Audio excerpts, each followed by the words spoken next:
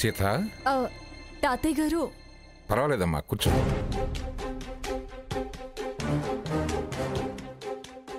ఏంటమ్మా లా పుస్తకాలు తిరిగేస్తున్నావు? ఏం లేదు తాతయ్య గారు, ఏమీ తోచటం లేదు, నిద్ర కూడా పట్టడం లేదు. తోచకపోతే ఏ టీవీ షోనన్నా చూడాలి, లేకపోతే ఏదైనా సాహిత్యమైనా చదవాలి. అంతేగాని ఇంత రాత్రిపూట చట్టం న్యాయశాస్త్రం తిరిగేస్తే ఇంకా నిద్ర ఏం పడుతుందమ్మా? నీకు విశ్రాంతి అవసరం కదమ్మా, నిద్ర కాస్తే ఎలా? అవును, ఏ విషయం గురించి పుస్తకాలన్నీ తిరిగేస్తున్నావు?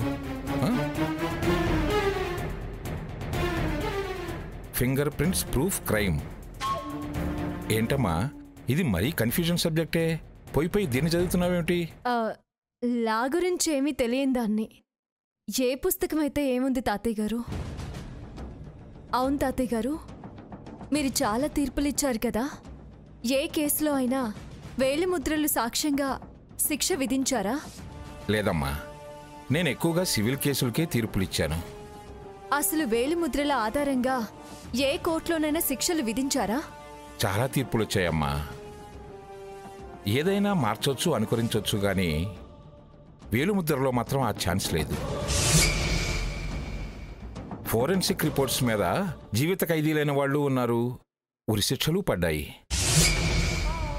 ఏ ఆధారాలు సాక్ష్యాలు లభించని చోట వేలుముద్రలే ప్రధాన సాక్ష్యం అవుతాయి.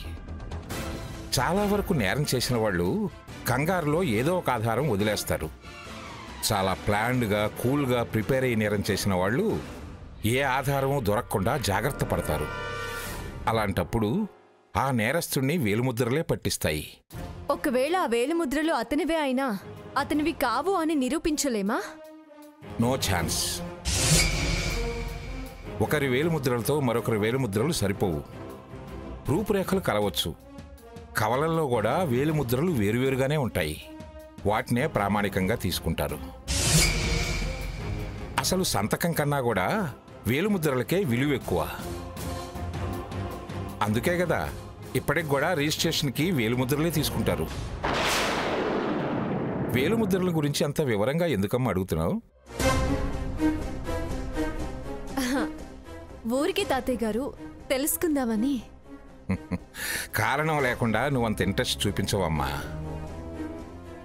ఒకవేళ పోలీసులు మన వేలుముద్రలు తీసుకెళ్లారు కదా, మనలో ఎవరివన్నా టాలీ అవుతాయనా? చచా, మనలోనా? మనలో అలాంటి పనులు చేసే వాళ్ళు ఎవరూ లేరు.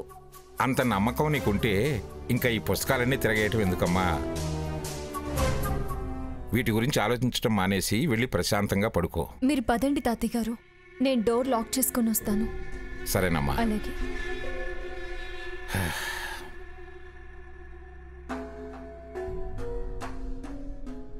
తాతయ్య గారు ఇంత ఖచ్చితంగా చెప్తున్నారు, ఇప్పుడెలా?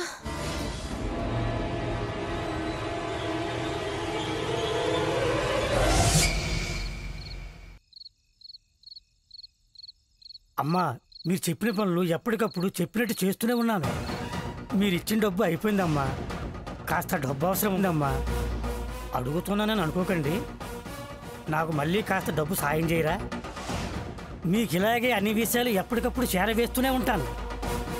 ఈరోజు సీతమ్మ కళ్ళు తిరిగి పడిపోయింది.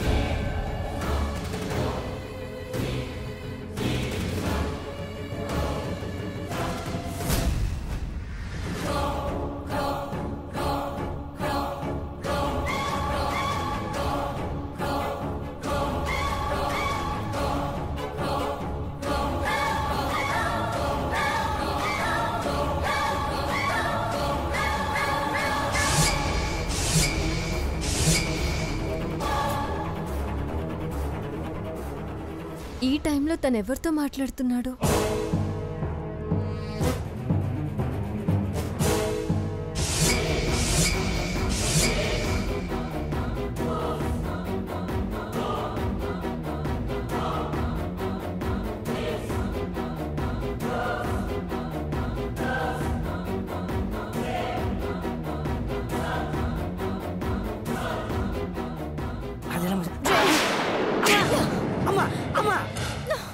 నీకు దండం పెడతానమ్మా. వద్దమ్మా, కొట్టొద్దమ్మా. రే, చెప్పరా, ఏమేం చేసావు? అమ్మా నన్ను వదిలేయమ్మా. అమ్మా అమ్మా కొట్టదమ్మా. చెప్పరా, మర్యాదగా చెప్పు. చెప్తానమ్మా, చెప్తాను. అది ఆ రోజు తులసికోట దగ్గర పేపర్ పెట్టింది నేనే. ఇక్కడ విషయాలు వాళ్ళకి వినపడేలా ఫోన్ ఆన్లో పెట్టేవాడిని నేను. మీ ఫోన్ చెక్ చేసి ఇన్ఫర్మేషన్ ఇచ్చింది నేనే. కబోర్డ్లో కత్తి మార్చింది నేనే. దుర్మార్గుడా! అమ్మా అమ్మా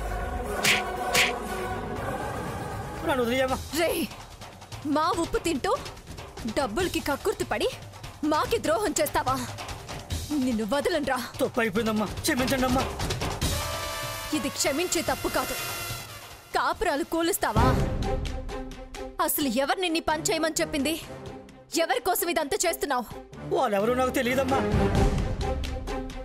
తెలీదు అన్నావంటే నరికి పోగులు పెడతా.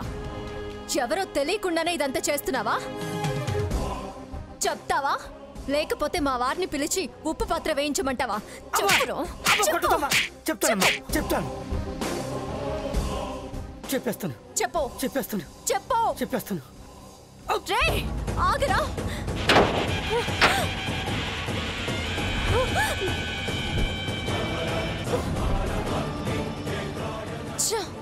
తప్పించుకున్నాడు.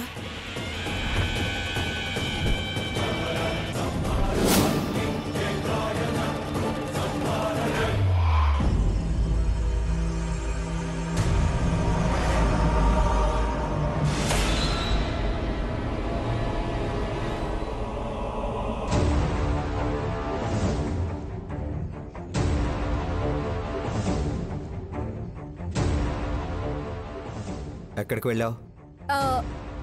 దాహం అయితే మంచినీళ్ళు తాగడానికి. మంచినీళ్ళు ఇక్కడ ఉన్నాయి కదా. కూల్ వాటర్ తాగాలనిపించింది, అందుకే వెళ్ళాను. నిన్ను బెడ్ దిగొద్దన్నానుగా. ఏమన్నా కావాలంటే నన్ను అడగచ్చుగా. నువ్వు కళ్ళు తిరిగి పడిపోతే మేము ఎంత టెన్షన్ పడ్డాము వివరంగా చెప్పాను కదా నీకు. అయినా నువ్వు నీ పద్ధతి మార్చుకోవా? నా మాట అంటే లెక్కలేదా? విలువ ఇవ్వవా? నీ పద్ధతి మార్చుకోవా? ఎందుకంత సీరియస్ అవుతావు రాకు? నువ్వు నిద్రపోతున్నావు, డిస్టర్బ్ చేయడం ఎందుకని వెళ్ళాను. ఇలా చేస్తేనే నేను ఎక్కువ డిస్టర్బ్ అవుతాను. అసలు ఇలా కాదు, నువ్వు కదలొద్దు అంటే ఒక్కటే మార్గం. నా పెయిన్ నీకు అర్థం కావడం లేదు. రఘు, ఎక్కడికి రఘు?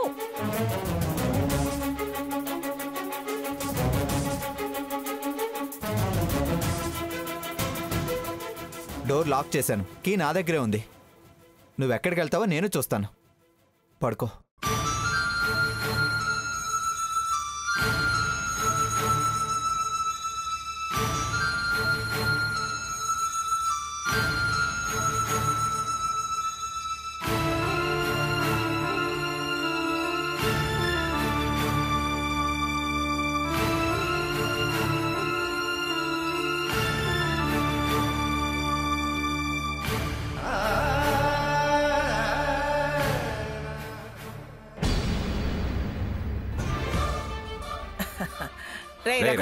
నానమ్మా, ఏమిటా హడావుడి? ఆ హాట్ బాక్స్ ఏమిటి? సీతను డాక్టర్ జాగ్రత్తగా చూసుకోమన్నారు కదా, అందుకే తన్ని గదిలోనే ఉంచాను. ఇక నుంచి తనకు అన్ని గదిలోకే వెళ్తాయి. అందుకే బ్రేక్ఫాస్ట్ తీసుకెళ్తున్నాను. వెరీ గుడ్, బాగా చూసుకోరా, వెళ్ళు.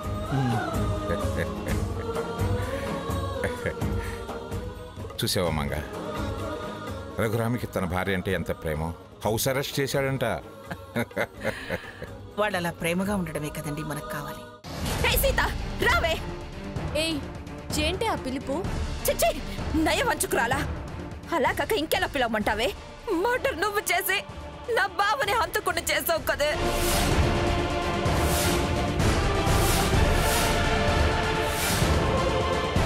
ఇదేం చేసిందో చేయించిందో నాకు తెలీదు.